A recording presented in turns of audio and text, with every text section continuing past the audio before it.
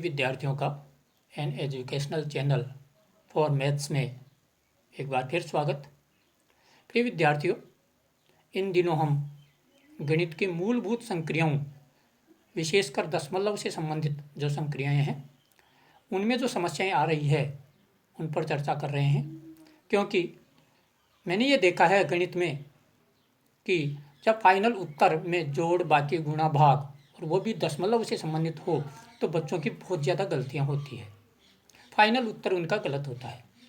तो अभी वर्तमान काल में जो कोरोना के कारण आप सब घर में बैठे हैं, हम भी घर में बैठे हैं, तो सोचा क्यों न इन छुट्टियों का सदुपयोग करते हुए बच्चों की ये मूलभूत संक्रियाएं जो है उनको सुधारा जाए, इनको मजबूत किया जाए। क्योंकि आधार जब तक मजबूत नहीं होता है तब तक जो है मंजिल या इमारत उस पर अच्छी नहीं बन सकती। तो आपका आधार ठीक करने के लिए हमने ये श्रृंखला शुरू की है।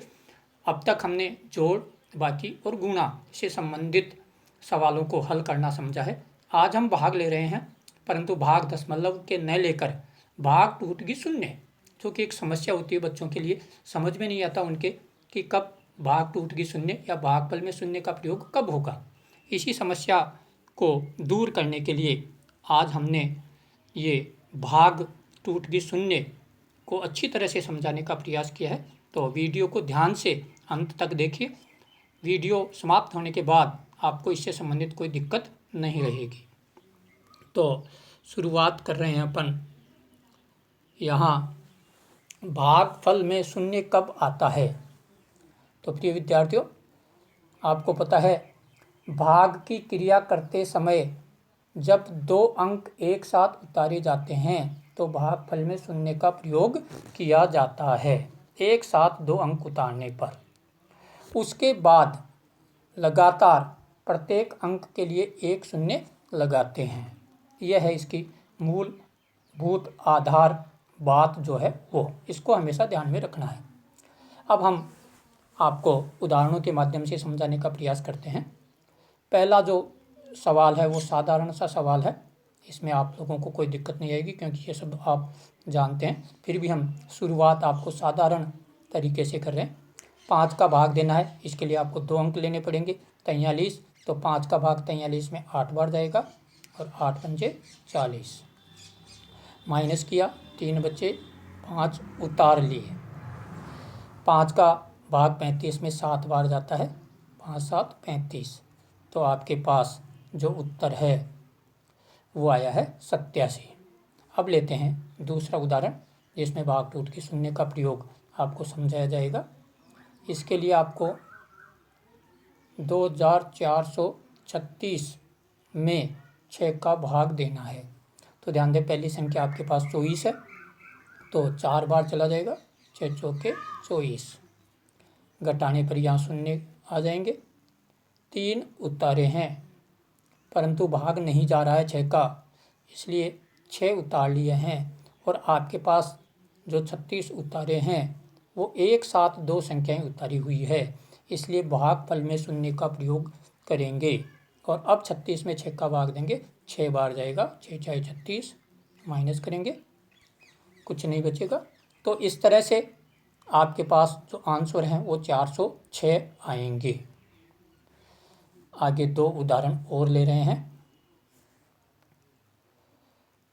इसमें पहला जो उदाहरण है उसमें आपको 30,105 में भाग दे रहे हैं अपन 15 का। तो पहले 30 ले लेंगे, तो 30 में 15 का भाग 2 बार जाएगा, 15 दूना 30। माइनस करेंगे, 0 0 आ जाएगा।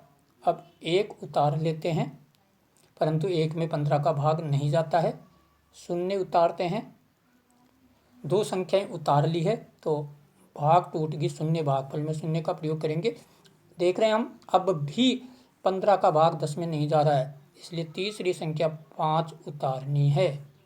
और 15 का भाग अब हम 105 में देंगे, तो उससे पहले हमने जो 5 उतारे हैं उसका शून्य ऊपर आएगा। अब 15 का भाग 105 में 7 बार चला जाएगा, 15 संत 105। तो आपके पास 2007 इसका उत्तर आएगा। बच्चे इसमें कई बार 207 या 27 उत्तर के रूप में लिख देते हैं, जो कि गलत है। अब ले रहे हैं इसका एक और उदाहरण, जिसमें संख्या है आपके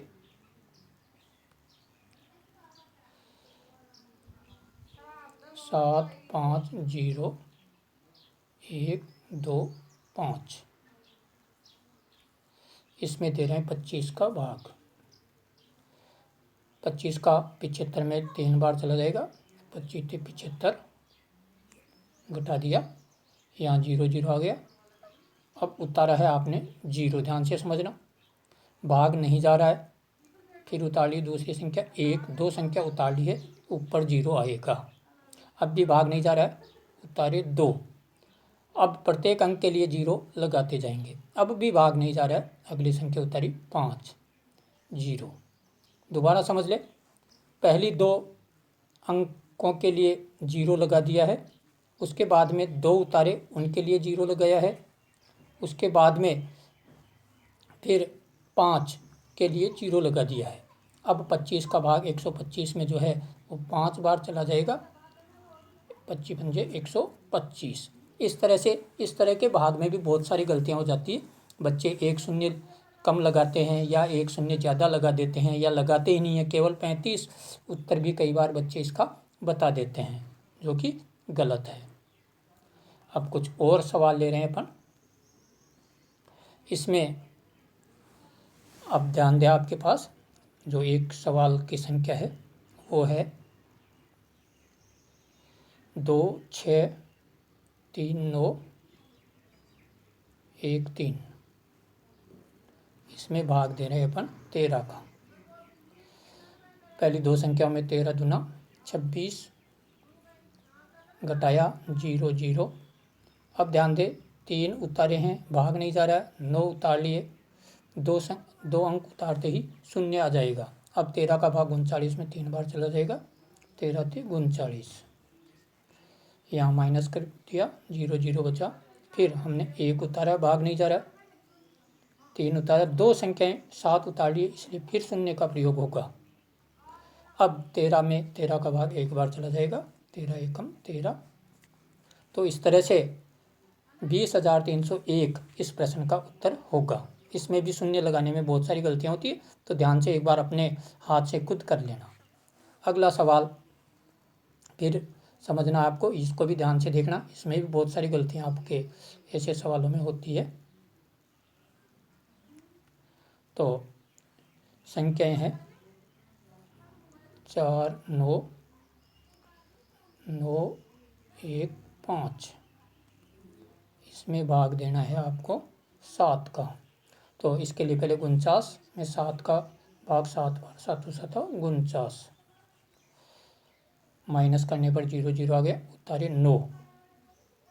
तो 9 में बिल्कुल 7 का भाग जा रहा है, 1 बार, 7 एकम 7। घटाया 2, उतार लिया 1। इसमें भी यहाँ बिल्कुल भाग जा रहा है, कोई समस्या नहीं है, 7 या 21, क्योंकि हम 2 संख्या एक साथ अभी तक नहीं उतार पा रहे हैं। अब ध्यान दें, आपके पास जो है 5 और भाग को यदि हमें यहीं छोड़ना है तो 5 शेषफल बचेंगे, परंतु विद्यार्थी क्या करते हैं, ऊपर भागफल 713 ही बता देते हैं। नहीं, इस ऐसी परिस्थिति में यदि केवल उतारी हुई संख्या है और भाग नहीं जा रहा है और भाग को हम वहीं छोड़ रहे हैं, तो ऊपर भाग फल में 0 लगाने के बाद ही हम सवाल को छोड़ेंगे। तो उत्तर इसके 7130 भागफल और 5 शेषफल होगा। इसको थोड़ा सा आगे और समझ सकते हैं आप। यदि हमें इसे पॉइंट में आगे हल करना हो तो यहाँ पॉइंट का प्रयोग होगा और यहाँ 0 आ जाएगा और सवाल आगे बढ़ता जाएगा। इस विषय पर हम आगे फिर चर्चा करेंगे। आज के लिए इतना ही। अगले वीडियोज़ में हम कुछ भाग की और महत्वपूर्ण क्रियाओं पर चर्चा करेंगे और हम कोशिश करेंगे अगले वीडियो में भाग की एक मज़ेदार क्रिया आप लोगों को समझाई जाए, जिसमें बिना भाग दिए हम गुणा के द्वारा भाग की क्रिया को कैसे करते हैं, इस पर चर्चा करेंगे। आज के लिए इतना ही।